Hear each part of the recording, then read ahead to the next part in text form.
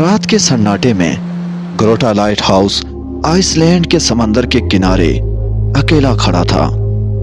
یہ جگہ جہاں سمندر کی بے رحم لہریں کنارے سے ٹکراتی تھیں اور سرد ہوا کے جھونکے گہرے رازوں کی سرگوشیاں کرتے تھے، برسوں سے پر اسرار کہانیوں کا مرکز تھی۔ کہا جاتا ہے یہ جگہ برسوں سے پر اسرار کہانیوں کا مرکز تھی۔ کہا جاتا تھا کہ یہ لائٹ ہاؤس زندہ ہے، ایک ایسا مقام جو اپنی کہانیاں سنانے کے لیے قربانیوں کا طلبگار رہتا ہے۔ پیارے دوستو، یہ کہانی زینب کی ہے، ایک مضبوط ارادے والی مسلمان لڑکی جو اپنی زندگی کی تلخیوں سے بھاگتے ہوئے اس سنسان لائٹ ہاؤس میں نوکری کرنے پہنچ جاتی ہے۔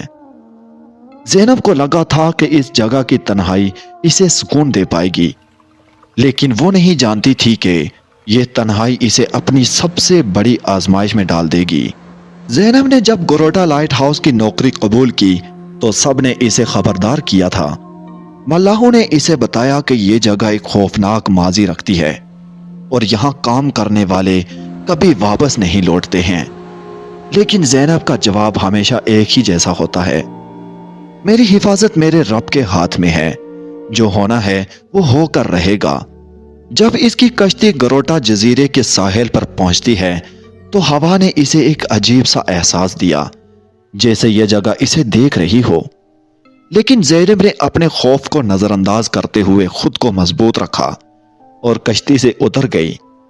لائٹ ہاؤس اپنی جگہ خاموش کھڑا تھا، اس کی سرخ اور سفید دھاریاں سمندر کے ساتھ مل کر ایک انجان کہانی سناتی ہوئی محسوس ہو رہی تھیں۔ زینب نے پہلی رات لائٹ ہاؤس کے کمرے میں گزارنے کا فیصلہ کیا۔ وہ اپنے ساتھ قرآن مجید لے کر آئی تھی اور ہر رات سونے سے پہلے وہ اس کی تلاوت کیا کرتی تھی۔ رات کے 3 بجے جب وہ گہری نیند میں تھی، اسے ایسا لگا جیسے کسی نے اسے پکارا ہو، زینب۔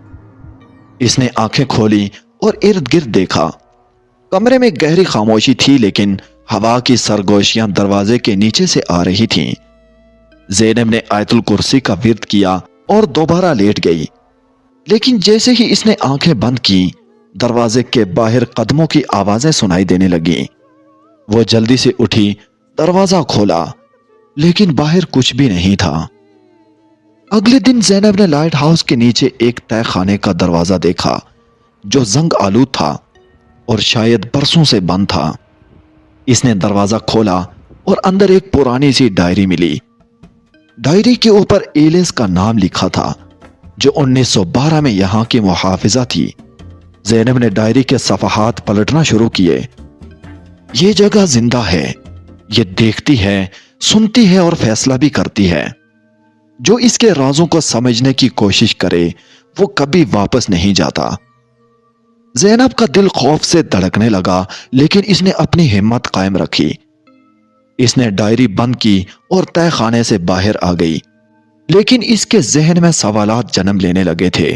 تیسری رات زینب روشنی کے کمرے میں تھی، سمندر کی گہری لہریں اندھیرے میں شور مچا رہی تھیں اور لائٹ ہاؤس کی روشنی پانی پر پڑ رہی تھی۔ زینب نے نیچے جھانکا تو اسے ایسا لگا کہ پانی میں انسانی چہرے نظر آ رہے ہیں۔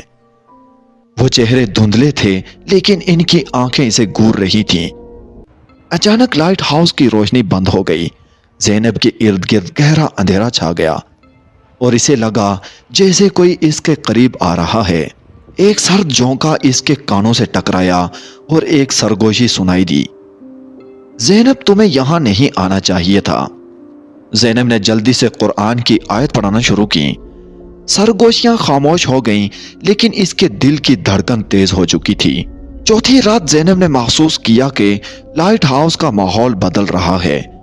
ہوا زیادہ سرد ہو گئی تھی اور ہر چیز جیسے زندہ محسوس ہو رہی تھی۔ اس نے تہہ خانے میں جا کر دعا کرنے کا فیصلہ کیا۔ جب وہ سجدے میں گئی تو اسے کسی نے پیچھے سے پکارا: زینب، تم نے ہمیں کیوں جگایا؟ زینب نے پلٹ کر دیکھا اور اس کے سامنے ایک دھندلا سایہ کھڑا تھا۔ وہ سایہ آہستہ آہستہ اس کے قریب آ رہا تھا۔ زینب نے ہمت کر کے بلند آواز میں سورۃ الفلق اور سورہ ناس کی تلاوت کی۔ سایہ رک گیا لیکن وہ چیخ کر بولا، یہ جگہ تمہیں جانے نہیں دے گی۔ زینب نے دیوار پر لکھا، یہ جگہ زندہ ہے، جو اللہ پر یقین رکھے وہ اس کے شر سے بچ سکتا ہے۔ جب صبح ہوئی، ملاح لائٹ ہاؤس آئے اور زینب کو تہ خانے میں بے ہوش پایا۔ وہ زندہ تو تھی لیکن بہت کمزور۔ اس کے ہاتھ میں ڈائری تھی اور دیوار پر اس کا لکھا ہوا پیغام سب کے لیے ایک تنبیہ بن گیا۔ زینب نے بعد میں لوگوں کو بتایا کہ اس نے کیا دیکھا اور محسوس کیا، لیکن اس کی بات سن کر ہر کوئی خاموش ہو گیا۔ گروٹا لائٹ ہاؤس آج بھی کھڑا ہے اور اس کے راز آج بھی زندہ ہیں، جیسے کسی اور کی تلاش میں ہوں۔ پیارے دوستو، زینب کی کہانی ہمیں یہ سکھاتی ہے کہ خوف کے اندھیروں میں بھی ایمان کی روشنی سب سے بڑی طاقت ہے۔